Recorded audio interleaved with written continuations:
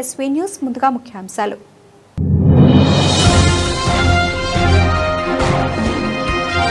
Bullet proof jacket ధరిస్తే లావుగా కనిపిస్తాను, అందుకే ధరించను ట్రంప్ ఆసక్తికర వ్యాఖ్య.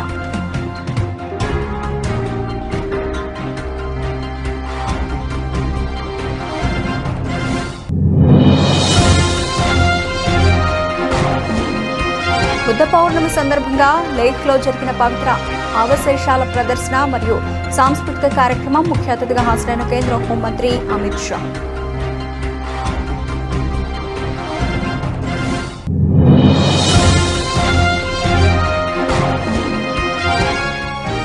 మహారాష్ట్ర దినోత్సవం సందర్భంగా నిర్వహించిన జాతీయ పతాక వందనం అవతరణ కార్యక్రమం. పాల్గొన్న గవర్నర్ జిష్ణుదేవ్ వర్మ, ముఖ్యమంత్రి దేవేంద్ర ఫడ్నవీస్.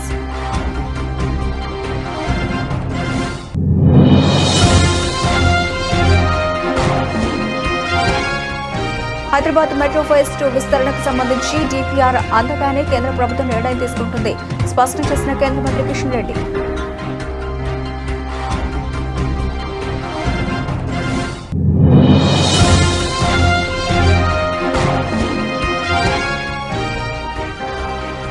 తెలంగాణ డీజీపీగా బాధ్యతలు స్వీకరించిన సివి ఆనంద్. పండితుల వేద మంత్రోచ్చారణల మధ్య బాధ్యతల స్వీకరణ.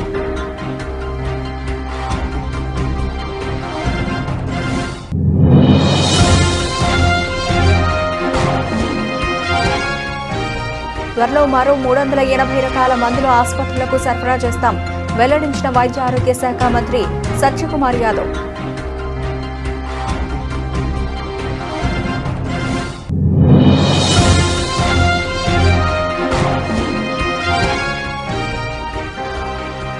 జూన్ 15లోగా విద్యార్థులకు సామాగ్రి అందజేయాలి, అధికారులకు సీఎం రేవంత్ రెడ్డి ఆదేశం.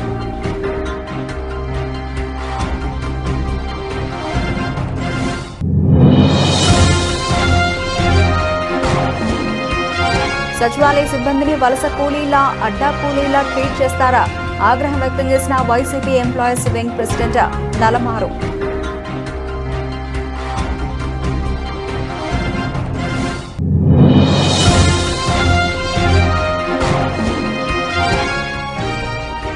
ఫోన్ ట్యాపింగ్ లో కేసీఆర్, కేటీఆర్, హరీష్ రావును ఇరికించడం కోసమే రెండో సెట్. సంచలన ఆరోపణలు చేసిన RS Praveen Kumar.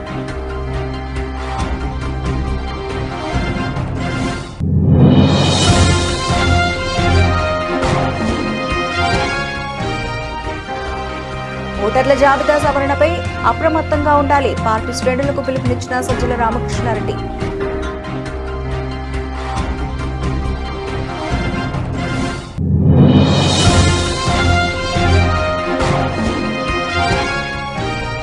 Royal challengers బెంగళూరుపై గుజరాత్ టైటాన్స్ 4 వికెట్ల తేడాతో విజయం. కేవలం 15.5 ఓవర్లలోనే లక్ష్యాన్ని ఛేదించిన గుజరాత్.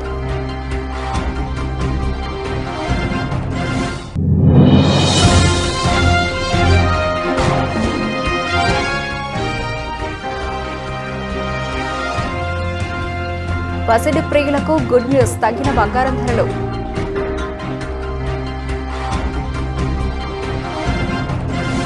బుల్లెట్ ప్రూఫ్ జాకెట్ ధరిస్తే తాను లావుగా కనిపిస్తానని, అందుకే బహిరంగ కార్యక్రమాల్లో దాన్ని ధరించనని అమెరికా అధ్యక్షుడు డొనాల్డ్ ట్రంప్ ఆసక్తికర వ్యాఖ్యలు చేశారు. ఆయనపై పలుమార్లు హత్యా ప్రయత్నాలు జరిగాయి. అయినప్పటికీ బుల్లెట్ ప్రూఫ్ జాకెట్ ధరించకపోవడంపై చర్చ సాగుతోంది. ఈ క్రమంలో ఓవల్ కార్యక్రమంలో జరిగిన సమావేశంలో మీడియా ప్రతినిధి ట్రంప్ను ప్రశ్నించారు. తాను బుల్లెట్ ప్రూఫ్ జాకెట్ ధరిస్తే 20 పౌండ్ల బరువు పెరిగినట్లుగా కనిపిస్తానని, ఇది తనకు ఇష్టం ఉంటుందని అన్నారు. దీంతో అక్కడున్న వారంతా నవ్వులు చెందించారు. హత్యాయత్న నేపథ్యంలో బుల్లెట్ ప్రూఫ్ ధరించడం లాంటి జాగ్రత్తలు తీసుకోవడం ముఖ్యమే అన్నారు. ఈ విషయం తనను చాలా మంది అడిగారని, ఈ విషయం ఆలోచించాల్సిందే అన్నారు. కానీ తనకు దానిని ధరించడం ఇష్టం ఉండదని తెలిపారు.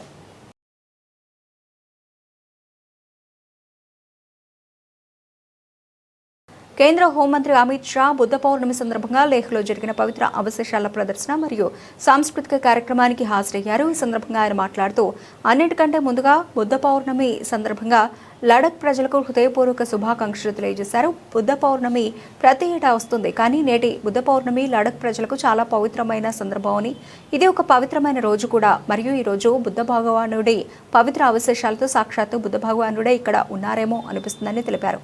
ఒక విధంగా నేటి బుద్ధ పౌర్ణమి ప్రాముఖ్యత బాగా పెరిగిందని అమిత్ షా అన్నారు. भगवान बुद्ध ने जब ज्ञान प्राप्त किया और ज्ञान का प्रचार और प्रसार किया। अनेक भिक्षुओं को देश भर में फैलाकर ये ज्ञान का प्रचार किया। उस वक्त बुद्ध का ज्ञान जितना प्रासंगिक था, आज 2500 साल के बाद बुद्ध का ज्ञान दुनिया के लिए बहुत ज्यादा प्रासंगिक है। बुद्ध के 2500 साल के बाद भी बुद्ध का ज्ञान बहुत ज्यादा प्रासंगिक है और मैं तो आशा करता हूं कि भारत के ज्ञान को, तथागत के महान संदेश को, भगवान बुद्ध के संदेश को पूरी दुनिया समझे, स्वीकारे, समाधान के रास्ते पर आगे चले और मध्यम मार्ग को स्वीकार कर आगे चले।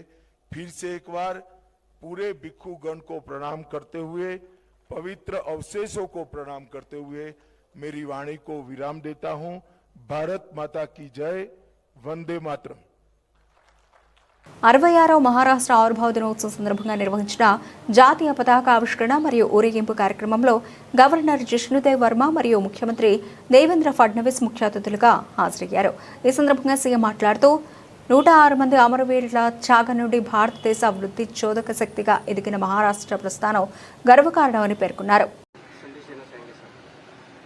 मुझे बहुत खुशी है कि महाराष्ट्र दिवस के अवसर पर हम सभी लोग हुतात्मा स्मारक पर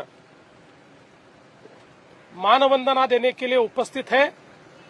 106 हुतात्माओं ने जिस समय बलिदान दिया उस समय ये महाराष्ट्र खड़ा हुआ है। छत्रपति शिवाजी महाराज, इन्होंने महाराष्ट्र धर्म का निर्माण किया और एक बहुत बृहद परंपरा जो हमारे यहाँ पर भक्ति मार्ग के माध्यम से, वारकरी योग के माध्यम से आई है, उस परंपरा का निर्वाह करने वाला ये महाराष्ट्र है। और रिफॉर्मिस्ट, इस प्रकार का जो एक पूरा आंदोलन चला सुधारणावादी, उसका भी नेतृत्व करने वाला महाराष्ट्र है। और आज देश का पावर इंजन, देश का ग्रोथ इंजन ऐसा ये महाराष्ट्र है। इसलिए इस महाराष्ट्र दिन पर पूरी महाराष्ट्र में बसने वाले सभी निवासियों को, बहनों भाइयों को और दुनिया भर में बसने वाले मराठी लोगों को मैं महाराष्ट्र दिन की बहुत बहुत शुभकामनाएं देता हूं। आज हम सभी लोग जानते हैं मजदूर दिन भी है और कामगार दिवस के इस अवसर पर मैं तमाम दुनिया के मजदूरों को, कामगारों को बहुत शुभकामनाएं देता हूं। కాళేశ్వరం ప్రాజెక్టు నిర్మాణంలో చోటు చేసుకున్న అవకతవకల మీద సీబీఐ దర్యాప్తు కోరుతూ రాష్ట్ర ప్రభుత్వం లేఖ రాయడంపై కేంద్ర బొగ్గు గనుల శాఖ మంత్రి జి కిషన్ రెడ్డి తీవ్రంగా స్పందించారు. కత్తి ఒకరికి ఇచ్చి యుద్ధం మరొకరిని చేయమంటే ఎలా అని ప్రశ్నించారు. హైకోర్టులో ఎందుకు ఎదురుదెబ్బ తగిలింది? సమగ్ర దర్యాప్తు జరపాలని మేము మొదటి నుంచి చెబుతున్నాం. అరకొర దర్యాప్తు చేస్తే ఇలాగే ఉంటుంది. సీఎం రేవంత్ ఇప్పటికైనా పద్ధతి మార్చుకోవాలి. కాళేశ్వరం ప్రాజెక్టుల అవినీతికి సంబంధించి 1,00,000 కోట్లు కక్కిస్తా అని ఎన్నికల ముందు పలికిన రాహుల్ గాంధీ, రేవంత్ రెడ్డి ప్రగల్భాలు పలికారు. అధికారంలోకి వచ్చిన తర్వాత ఇప్పుడు మమ్మల్ని కక్కించమంటున్నారు కిషన్ రెడ్డి పేర్కొన్నారు. బీజేపీ రాష్ట్ర కార్యాలయంలో ఆయన మీడియా సమావేశంలో మాట్లాడారు. గత బీఆర్ఎస్ ప్రభుత్వంతో పోటీ పడుతూ ప్రస్తుత కాంగ్రెస్ ప్రభుత్వం అప్పులు చేస్తోందని, రాష్ట్ర ఆర్థిక వ్యవస్థను భ్రష్టు పట్టించారని విమర్శించారు. అలాగే హైదరాబాద్ మెట్రో ఫేజ్ 2 విస్తరణకు సంబంధించి డీపీఆర్ అందగానే కేంద్ర ప్రభుత్వం నిర్ణయం తీసుకుంటుందని, దీనిపై ఎవరికి ఎలాంటి సందేహం అవసరం లేదని కేంద్ర మంత్రి స్పష్టం చేశారు. సంబంధించినటువంటి ప్రతిపాదనలు వస్తా ఉన్నాయో అన్ని ప్రతిపాదనలు మేము వాళ్ళు వచ్చిన తర్వాత, డిపిఆర్ వచ్చిన తర్వాత దానికి సంబంధించినటువంటి వెట్టింగ్ చేసి, దానికి సంబంధించినటువంటి మా దగ్గర పెద్ద డిపార్ట్మెంట్ ఉంది. అర్బన్ డెవలప్మెంట్ మినిస్ట్రీలో పెద్ద డిపార్ట్మెంట్, మెట్రో రైల్కి సంబంధించిన డిపార్ట్మెంట్ ఉంది. అది మొత్తం దేశంలో ఉన్నటువంటి అన్ని మెట్రోలకు సంబంధించినటువంటి ప్రాజెక్టులు క్లియర్ చేస్తుంది. మనది కూడా క్లియర్ చేస్తాము. మనది కూడా క్లియర్ చేసి కేబినెట్ అప్రూవల్ చేస్తాము. మన మెట్రోకి సంబంధించినటువంటి కూడా ప్రాజెక్టు కూడా సెకండ్ ఫేజ్ ని క్లియర్ చేస్తాం. దాంట్లో ఏ రకమైనటువంటి డౌట్ ఉండడానికి వీలేదు. డిపిఆర్ అంటే ప్రాజెక్టు కాస్ట్ అన్ని ఇవ్వాలి, లాభాలు నష్టాలు. ఇంతకుముందు ఎల్ఎన్టీ మధ్యలో ఉండే, ఇప్పుడు కొత్త గవర్నమెంట్ వచ్చింది, అది వచ్చే ప్రాజెక్టు టోటల్ గవర్నమెంట్ ఇదే కాబట్టి total project cost, production, rules, regulations, norms మారితే అవన్నీ జరిగితే తప్పకుండా తీసుకువెళ్తాం. ఇప్పుడు ఎందుకంటే ముందు నుంచి చెప్తున్నాం, మీరు ప్రాజెక్టు ఇక్కడ ఎల్ఎన్టీ నిర్వహిస్తే ఈ ట్రైన్లు ఎల్ఎన్టీ ట్రైన్లు మన కొత్త లైన్ లో తిరిగితే ఆ కాస్ట్ ఎవరు భరిస్తారు, ఈ కాస్ట్ ఎవరు భరిస్తారు, ఈ మెయింటెనెన్స్ ఏంది, ఆ పవర్ మెయింటెనెన్స్ ఏంది, ఇవన్నీ కూడా తెలియాలని చెప్పి గవర్నమెంట్ అల్టిమేట్ గా ఎల్ఎన్టీ రాష్ట్ర ప్రభుత్వంతో కలిసి మెట్రో సెకండ్ ఫేజ్ లో భాగస్వాములు కావడానికి సిద్ధంగా లేవు. మేము చేయలేము, ఉన్నదే చేయలేము, మేము ఎక్స్టెన్షన్ లాభం మేము రామని చెప్పారు. అదే కాకుండా ఫేజ్ 1 ఇంకా ఓల్డ్ సిటీ పూర్తి కాలేదు. అఫ్జల్ గంజ్ జాన్మ దగ్గరికి వెళ్ళాలి. ఫేజ్ 1 ఇంకా పూర్తి కాల. ఏదైతే కేంద్ర ప్రభుత్వం ఇచ్చినటువంటి డబ్బులు, ఏదైతే ఫేజ్ 1 కి ఇచ్చిన డబ్బులు ఉన్నాయో దాంట్లో ఈ పార్ట్ మిగిలిపోయింది. Number 1. Number 2, L&T second phase కు సిద్ధంగా లేదు కాబట్టి వాళ్ళు ఈ రోజు ఎగ్జిట్ అయిపోయారు. మొత్తగా అయిపోయి రాష్ట్ర ప్రభుత్వమే ఓనర్ అయింది. అంటే కేంద్ర రాష్ట్ర ప్రభుత్వాలు ఓనర్ ఉంటాయి. కేంద్ర ప్రభుత్వం కూడా డబ్బులు ఇచ్చింది కాబట్టి కేంద్ర రాష్ట్ర ప్రభుత్వాలు ఓనర్. ఇప్పుడు ఈ డెవలప్మెంట్ ఆధారంగా కొత్త డిపిఆర్ రెడీ చేసి తీసుకొస్తే తప్పకుండా నేను ముందుండి నేను చెప్పించుకో. తెలంగాణ నూతన డీజీపీగా సివి ఆనంద్ బాధ్యతలు స్వీకరించారు. డీజీపీ కార్యాలయానికి చేరుకున్న సివి ఆనంద్ కు పండితులు పూర్ణకుంభంతో స్వాగతం పలికారు. వేద మంత్రోచ్చారణ మధ్య పండితుల ఆశీర్వాదాలతో ఆయన తన స్థానంలో కూర్చున్నారు. బాధ్యతల స్వీకారానికి ముందు గౌరవ వందనం స్వీకరించారు. సివి ఆనంద్ కు పలువురు ఉన్నతాధికారులు శుభాకాంక్షలు తెలియజేశారు. సివి ఆనంద్ బాధ్యతల స్వీకరణ కార్యక్రమానికి ఆయన కుటుంబ సభ్యులు హాజరయ్యారు. బాధ్యతల స్వీకరణ అనంతరం ఆయన మాట్లాడుతూ రాష్ట్రంలో శాంతి భద్రతల పరిరక్షణకు పెద్దపీట వేస్తానని అన్నారు. డీజీపీగా బాధ్యతలు స్వీకరించడానికి ముందు సివి ఆనంద్ ఆయా జిల్లాలకు చెందిన అధికారులకు కీలక ఆదేశాలు జారీ చేశారు. తాను బాధ్యతలు స్వీకరిస్తున్న సందర్భంగా ఎవరూ హైదరాబాద్కు రావద్దని కోరారు. అన్ని జిల్లాల ఎస్పీలు, సిపిలు ఈ రోజు ఉదయం ఖచ్చితంగా తమ కార్యాలయాల్లో విధుల్లో ఉండాలని ఆదేశించారు. తమకు కేటాయించిన జిల్లాల్లోనే అధికారులు రిపోర్ట్ చేయాలని, అనవసర ప్రయాణాలు వద్దని సూచించారు. సమయం వచ్చినప్పుడు తానే స్వయంగా వచ్చి కలుస్తానని తెలిపారు. ప్రభుత్వ ఆసుపత్రులకు జరిగే మందుల సరఫరా వ్యవస్థలో సమూల మార్పులను తెస్తామని రాష్ట్ర వైద్య ఆరోగ్య శాఖ మంత్రి సత్యకుమార్ యాదవ్ వెల్లడించారు. మందుల కొనుగోలు, ఆసుపత్రులకు పంపిణీ, రోగులకు అందించే వరకు వివిధ స్థాయిల్లో జరుగుతున్న ప్రస్తుత ప్రక్రియను ప్రత్యేక ఏజెన్సీ ద్వారా పునఃసమీక్ష చేస్తామని స్పష్టం చేశారు. అలాగే ప్రస్తుత ఆసుపత్రులకు essential medicine list, additional medicine list జాబితాలో ఉన్న మందులు, వాటి సరఫరా, మార్కెట్లో కొత్తగా అందుబాటులోకి వచ్చిన కాంబినేషన్ మందుల వాడకం గురించి కూడా అవసరమైన చర్యలు చేపడతామని వెల్లడించారు. ఈ క్రమంలో ప్రస్తుత అవసరాలకు తగ్గట్లు అవసరం లేని వాటిని తొలగించి అవసరమైన వాటిని జాబితాలోకి చేరుస్తామన్నారు. రాష్ట్ర సచివాలయంలో ప్రభుత్వ ఆసుపత్రుల్లో మందుల లభ్యత, ఇతర అంశాలపై 2.5 గంటల పాటు సమీక్ష నిర్వహించారు. ఈ సందర్భంగా జరిగిన చర్చలో మంత్రి మాట్లాడుతూ వైద్యులు, ఫార్మాసిస్టుల మధ్య మందుల లభ్యత, వినియోగంపై ప్రస్తుతం ఉన్న సమన్వయాన్ని మరింత పెరిగేలా చర్యలు తీసుకోవాలని పేర్కొన్నారు. విద్యార్థులకు అందించే నోట్ పుస్తకాలు, ట్రంక్ పెట్టెలు, ప్లేట్లు, గ్లాసులు, ట్రాక్ సూట్లు, బెడ్షీట్లు, స్కూల్ బ్యాగులు, ఐడి కార్డులు, యూనిఫామ్లన్నీ నాణ్యమైనవే సేకరించాలని, వీటి నాణ్యతలో రాజీ ప్రసక్తే లేదని ముఖ్యమంత్రి రేవంత్ రెడ్డి స్పష్టం చేశారు. నాణ్యతతో పాటు సకాలంలో అందించడంపై ప్రత్యేక శ్రద్ధ వహించాలని అధికారులకు చెప్పారు. జూన్ 15 నాటికి విద్యార్థులకు అవసరమైన సామాగ్రి అంతా అందాలని, అందగానే సరఫరాదారులకు చెల్లింపులు పూర్తి చేస్తామని తెలిపారు. విద్యాశాఖతో పాటు బీసీ, మైనారిటీ, గిరిజన సంక్షేమ శాఖలు, ఎస్సీ అభివృద్ధి శాఖ పరిధిలోని విద్యా సంస్థల విద్యార్థులకు అందజేసే సామాగ్రి సేకరణకు కేంద్రీకృత విధానం అనుసరించాలని ఆదేశించారు. అధికారులతో సీఎం సమీక్ష నిర్వహించారు. గతంలో విద్యార్థులకు అందజేసే సామాగ్రిని ఏ శాఖకు ఆ శాఖ కొనుగోలు చేయడంతో ఏకరూపత లోపించడంతో పాటు అక్రమాలు చోటు చేసుకునేవని, వాటిని అరికట్టి జవాబుదారీతనం కోసం కేంద్రీకృత సేకరణ విధానం తీసుకొచ్చామని చెప్పారు. అటువంటి అక్రమాలను ఎట్టి పరిస్థితుల్లో సహించేది లేదని స్పష్టం చేశారు. విద్యార్థులకు అందజేసే వస్తువులకు సంబంధించి మండల స్థాయిలో ఒక నోడల్ అధికారిని నియమించాలని సూచించారు. అక్కడి నుంచి గ్రామాల్లోని పాఠశాలలు, హాస్టళ్లకు వస్తువులు సరఫరా జరిగేలా చర్యలు చేపట్టాలని, సరఫరాకు సంబంధించిన ఫోటోలు, వీడియోలు తీయించాలన్నారు. పుస్తకాలు, యూనిఫామ్, ఇతర సామాగ్రి నాణ్యతపై విద్యార్థుల అభిప్రాయాలు తెలుసుకోవాలన్నారు. ఎస్సీ, ఎస్టీ, బీసీ, మైనారిటీ విద్యాశాఖల మధ్య సమన్వయానికి కమిటీని నియమించాలని ఆదేశించారు.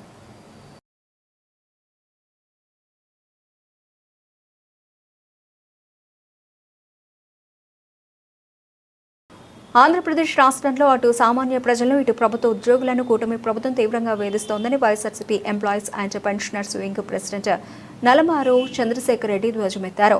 తాడేపల్లిలోని పార్టీ కేంద్ర కార్యాలయంలో ఏర్పాటు చేసిన మీడియా సమావేశంలో మాట్లాడుతూ రాష్ట్రంలో నెలకొన్న పెట్రోల్, డీజిల్ కొరత పూర్తిగా ప్రభుత్వం సృష్టించిన కృత్రిమ కుట్రేనని ఆరోపించారు. పక్క రాష్ట్రాల్లో లేని ఇంధన కష్టాలు కేవలం ఏపీలోనే ఎందుకు ఉన్నాయని ప్రశ్నించిన ఆయన, బంకుల వద్ద ప్రజలు పగలు రాత్రి అల్లాడుతున్నా ప్రభుత్వం మొద్దు నిద్రపోతోందని విమర్శించారు. నిన్న మాట్లాడుతూ ముఖ్యమంత్రి గారు ఎక్కడో చెప్తూ ఉన్నాడు, 99% రెవెన్యూ అంతా కూడా ఉద్యోగస్తుల జీతాలకే సరిపోతుందని చెప్పేసి. అంటే దేశంలో నువ్వు ఒక్కడవే జీతం ఇస్తున్నా ముఖ్యమంత్రి గారు, లేకపోతే ఈ కుటుంబ ప్రభుత్వం ఒకటే ఇస్తా ఉందా? ఇతర రాష్ట్రాలు ఎక్కడ కూడా ఉద్యోగస్తులకి శాలరీస్ ఇవ్వట్లేదా, పెన్షన్స్ ఇవ్వట్లేదా?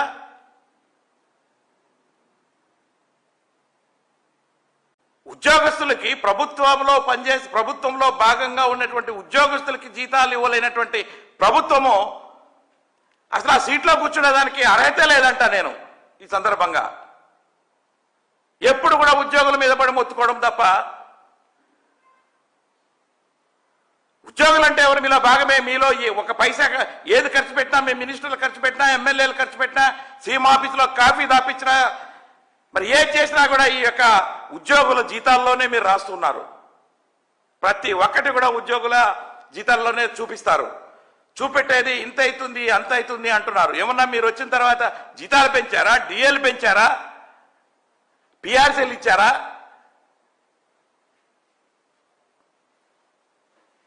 మాకొక్కరికే ఏం చేయట్లేదండి. ఈ దేశంలో అన్ని రాష్ట్రాల్లో ఇస్తున్నారు. సెంట్రల్ గవర్నమెంట్ ఉద్యోగస్తులకి, పెన్షనర్స్కి అందరికీ కూడా సకాలంలో డిఏలు ఇస్తా ఉన్నారు. ఎంతసేపు మరి ఉద్యోగస్తుల మీద పడి ఏడుపు ఏంటో నాకేం అర్థం కావట్లేదు. ఈ ప్రభుత్వం మీకు చేత కాకపోతే తప్పకుండా వేరే ప్రభుత్వం వచ్చి ఇస్తుంది మాకు రావాల్సినటువంటి బకాయిలు కానీ, లేకపోతే పిఆర్సీలు కానీ, డిఏలు కానీ. అంతేగాని ప్రతి మీటింగ్లోనూ ప్రతి దగ్గర కూడా ఉద్యోగులకే సరిపోతుంది, ఉద్యోగుల జీతభత్యాలకే సరిపోతుంది అంటే, ఉద్యోగులేమో అందరూ అప్పులు చేసుకు మరి వాళ్ళకి వచ్చేటువంటి శాలరీస్ ఎంత, వాళ్ళకి బతకడానికి ఈ రోజున సరిపోవాలి కదా. ప్రతి ఒక్క వస్తువు ఈ రోజున మీరు పెంచేస్తా ఉన్నారు. ఈ రోజున ఏ కూరగాయలు కొనాలన్నా కూడా డబల్ త్రిబుల్ అయిపోయాయి. అన్ని ఫెసిలిటీస్ ఇచ్చి మీరు మరి జీతాలు మామూలుగా ఇచ్చినా సరిపోతుంది, కానీ దేశంలో అందరూ పెంచే విధంగా చేయకుండా మీరు ఒక్కరే ప్రభుత్వాలు రన్ చేయట్లేదు కదా అని చెప్పి నేను ఈ సందర్భంగా ప్రభుత్వాన్ని అడుగుతా ఉన్నా. కాబట్టి నేను ఈ సందర్భంగా ప్రభుత్వాన్ని ఒకటే అడుగుతా ఉన్నా, ఏ శాఖ ఉద్యోగి అయినా కూడా ప్రభుత్వ ఉద్యోగి అయినా ఉద్యోగే. కాబట్టి గ్రామ సచివాలయాలు, అదేవిధంగా వార్డుల్లో సచివాలయంలో కూడా పనిచేస్తున్నటువంటి ఉద్యోగులను కూడా ప్రభుత్వ ఉద్యోగులుగా గుర్తించండి. వాళ్ళు కూలీలుగా మాత్రం మీరు ట్రీట్ చేయకుండా వాళ్ళకు ఏదైతే జాబ్ చార్ట్ ఉందో ఆ ప్రకారంగా మీరు వాళ్ళకి పనులు చేయించుకోండి అని చెప్పేసి కూడా నేను ఈ సందర్భంగా ప్రభుత్వాన్ని హెచ్చరిస్తా ఉన్నా. ఫోన్ ట్యాపింగ్ కేసులో తెలంగాణ తొలి CM KCR, BRS working president KTR, మాజీ మంత్రి హరీష్ రావును ఇరికించేందుకే రేవంత్ సర్కార్ రెండో సెట్ స్పెషల్ ఇన్వెస్టిగేటివ్ టీమ్ను వేసిందని బీఆర్ఎస్ ప్రధాన కార్యదర్శి ఆర్ఎస్ ప్రవీణ్ కుమార్ మండిపడ్డారు. 2024 మార్చిలో పంజాగుట్ట పోలీస్ స్టేషన్లో ఒక పోలీస్ అధికారి ఫిర్యాదు మేరకు కేసు నమోదు చేశారని ఆయన విమర్శించారు. తెలంగాణ భవన్లో ఆయన మీడియా సమావేశంలో మాట్లాడారు. చట్టబద్ధంగా జరిగే ట్యాపింగ్ను నేరంగా చిత్రీకరిస్తున్నారనే విషయాన్ని చాలాసార్లు చెప్పానని ఆయన గుర్తు చేశారు. 2024లో మార్చి నెలలో పంజాగుట్ట పోలీస్ స్టేషన్లో ఒక పోలీస్ అధికారి ఇచ్చిన అడిషనల్ ఎస్పీ ర్యాంకులో ఉండే పోలీస్ అధికారి ఇచ్చిన కంప్లైంట్ మేరకు ఈ టెలిఫోన్ ట్యాపింగ్ కేసు అనేది రిజిస్టర్ అయింది. మళ్ళీ 2025లో ఆ స్పెషల్ ఇన్వెస్టిగేషన్ టీం స్థానంలో రాజకీయ నాయకులు రావడం లేదని వాళ్ళని ఎట్లా అని చెప్పి కేసీఆర్ గారిని, హరీష్ రావు గారిని, కేటీఆర్ గారిని, ఎమ్మెల్సీ నవీన్ కుమార్ను, ఇంకా మిగతా అందరినీ కూడా మళ్ళీ ఇందులో ఎట్లయినా ఇరికించి వాళ్ళ మీద ఛార్జ్షీట్ ఫైల్ చేసి వాళ్ళని జైలుకు పంపించాలి అన్న కుట్రతోని మళ్ళీ రెండవ స్పెషల్ ఇన్వెస్టిగేషన్ టీము పెట్టిండ్రు. ఇంతవరకు కూడా ఏమీ చేయకుండా ఉన్న ఇది డిపార్ట్మెంట్ ఏదైనా అంటే మరి తెలంగాణ పోలీస్ డిపార్ట్మెంట్, అది కూడా మరి దానికి హోంమంత్రి, ముఖ్యమంత్రి రేవంత్ రెడ్డి గారే చేస్తూ ఉన్నారు. మరి అంత ఘనమైన నేరం ఏం చేసిండు ఇక్కడ? మళ్ళీ చెప్తున్నాం, ఇది చట్టబద్ధంగా Indian telegraph act 1885 rule 5 section 5 ప్రకారమే జరిగింది. ఇది సాక్షాత్తు ఇప్పుడున్న ముఖ్యమంత్రి రేవంత్ రెడ్డి గారు కూడా ఢిల్లీలో చాలా స్పష్టంగా చెప్పిండ్రు, ట్యాపింగ్ అన్ని ప్రభుత్వాలు చేస్తాయి. మరి ట్యాపింగ్ అన్ని ప్రభుత్వాలు చేస్తాయన్నప్పుడు ఈ మార్చి 2024లో పంజాగుట్ట పోలీస్ స్టేషన్లో ఎందుకు పెట్టిండ్రు కేసు?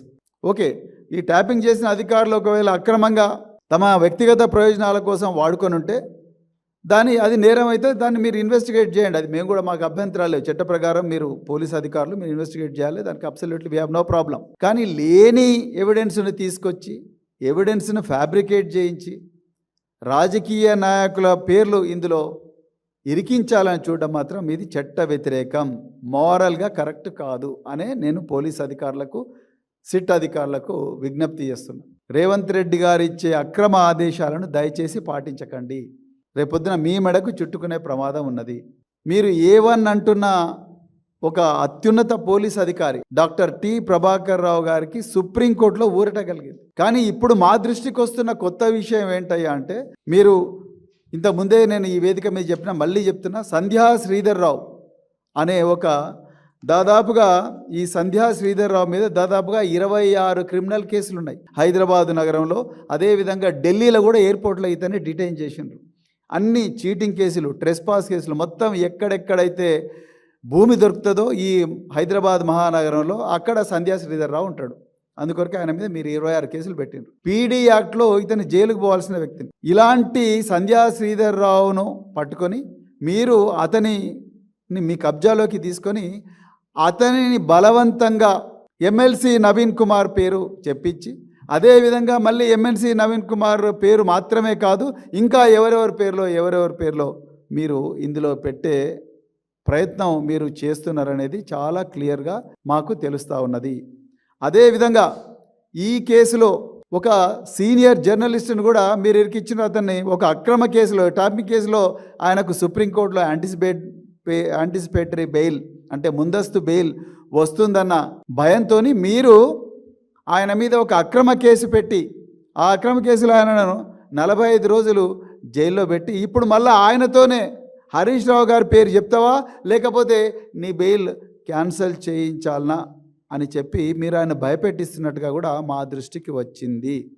తాడేపల్లిలోని వైఎస్ఆర్సీపీ కేంద్ర కార్యాలయంలో ఎస్ఐఆర్పై కీలక సమావేశం జరిగింది. ఈ సమావేశానికి పార్టీ రాష్ట్ర కోఆర్డినేటర్ సజ్జల రామకృష్ణారెడ్డి ముఖ్య అతిథిగా హాజరయ్యారు. ఈ సందర్భంగా సజ్జల రామకృష్ణారెడ్డి మాట్లాడుతూ ఓటర్ల జాబితా సవరణ ప్రక్రియపై పార్టీ శ్రేణులు పూర్తిగా అప్రమత్తంగా ఉండాలని సూచించారు. గత అనుభవాలను దృష్టిలో ఉంచుకొని మరింత జాగ్రత్తగా వ్యవహరించాల్సిన అవసరం ఉందన్నారు.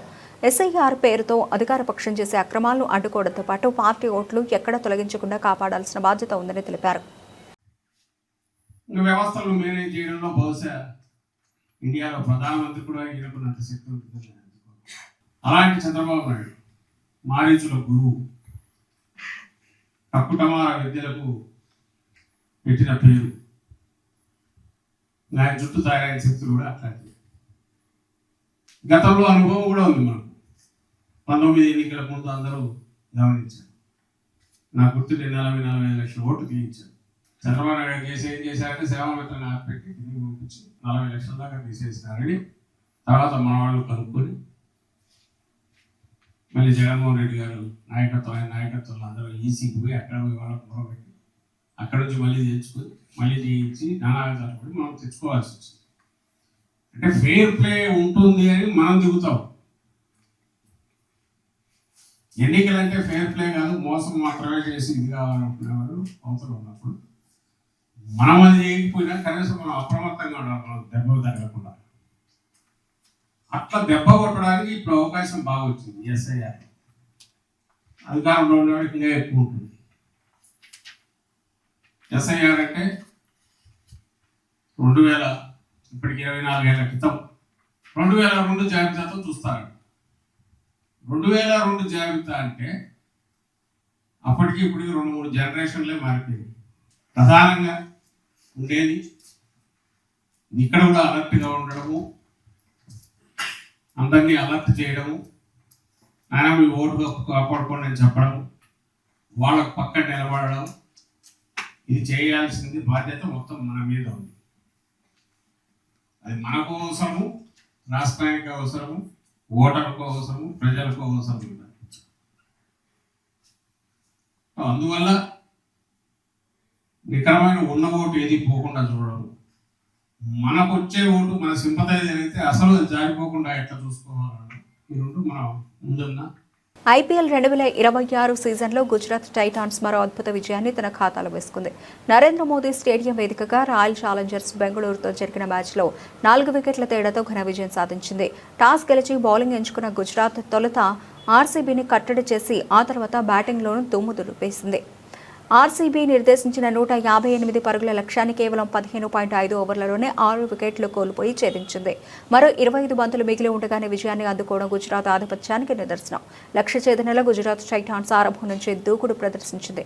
ఓపెనర్లు శుభ్మన్ గిల్, సాయి సుదర్శన్ ఇన్నింగ్స్ ను వేగంగా ప్రారంభించారు. కేవలం 18 బంతుల్లో 4 ఫోర్లు 3 భారీ సిక్సర్లతో 43 పరుగులు చేసి ఆర్సీబీ బౌలర్లపై విరుచుకుపడ్డాడు. అతనికి జోస్ బట్లర్ కూడా తోడవడంతో గుజరాత్ స్కోరు దూసుకెళ్లింది. ఫినిషర్ రాహుల్ తెవాటియా మరోసారి తన బాధ్యతను సమర్థంగా నిర్వర్తించాడు. కీలక సమయంలో క్రీజ్లో నిలబడి ఒత్తిడిని జయిస్తూ జట్టును విజయ తీరాలకు చేర్చాడు. ఈ విజయంతో గుజరాత్ టైటాన్స్ పాయింట్ల పట్టికలో తన స్థానాన్ని మరింత పటిష్టం చేసుకుంది.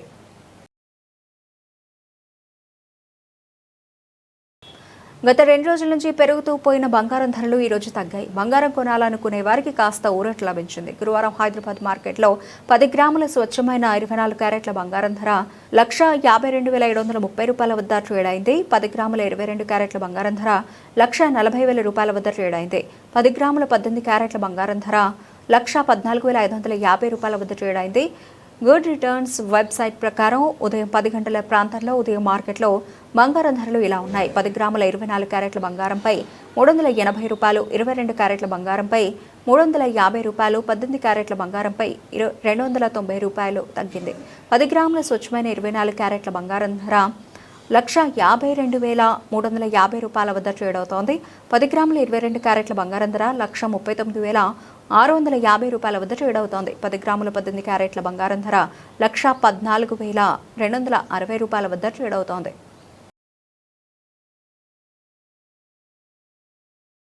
బులెటిన్ ముగించే ముందు హెడ్లైన్స్ మరోసారి.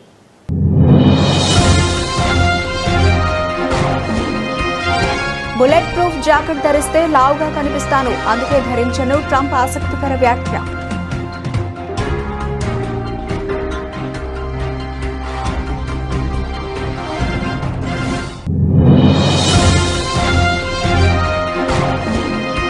బుద్ధ పౌర్ణమి సందర్భంగా లేహ్లో జరిగిన పవిత్ర అవశేషాల ప్రదర్శన మరియు సాంస్కృతిక కార్యక్రమం. ముఖ్య అతిథిగా హాజరైన కేంద్ర హోంమంత్రి అమిత్ షా.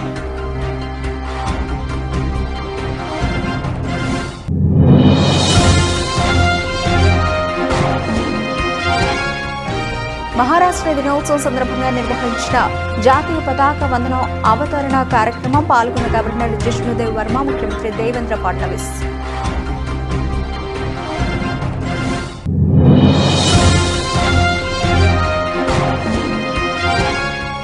హైదరాబాద్ మెట్రో ఫేజ్ 2 విస్తరణకు సంబంధించి డీపీఆర్ అందగానే కేంద్ర ప్రభుత్వం నిర్ణయం తీసుకుంటుంది, స్పష్టం చేసిన కేంద్ర మంత్రి కిషన్ రెడ్డి.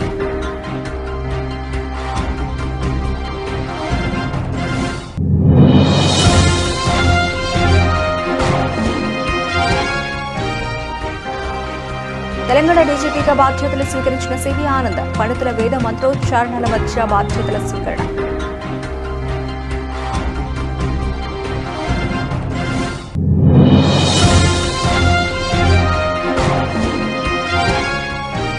త్వరలో మరో 380 రకాల మందులు ఆసుపత్రులకు సరఫరా చేస్తాం, వెల్లడించిన వైద్య ఆరోగ్య శాఖ మంత్రి సత్యకుమార్ యాదవ్.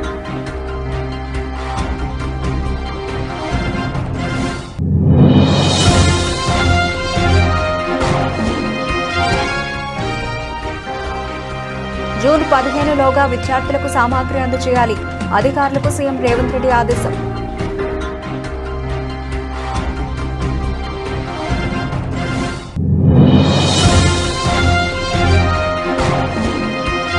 సచివాలయ సిబ్బందిని వలస కూలీల, అడ్డా కూలీల ట్రీట్ చేస్తారా? ఆగ్రహం వ్యక్తం చేసిన వైసీపీ ఎంప్లాయీస్ వింగ్ ప్రెసిడెంట్ నలమారు.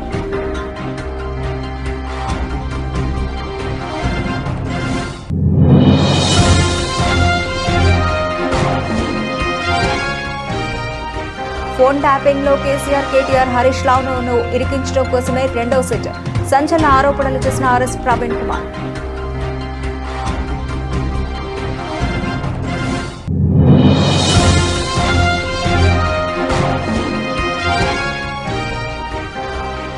ఓటర్ల జాబితా సవరణపై అప్రమత్తంగా ఉండాలి. పార్టీ శ్రేణులకు పిలుపునిచ్చిన సజ్జల రామకృష్ణారెడ్డి.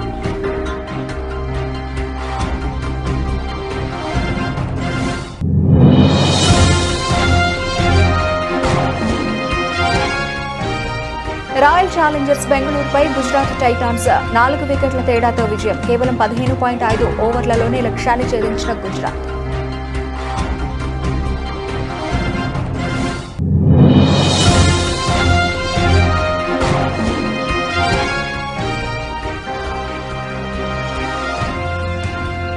పసిడి ప్రియులకు గుడ్ న్యూస్, తగ్గిన బంగారం ధరలు.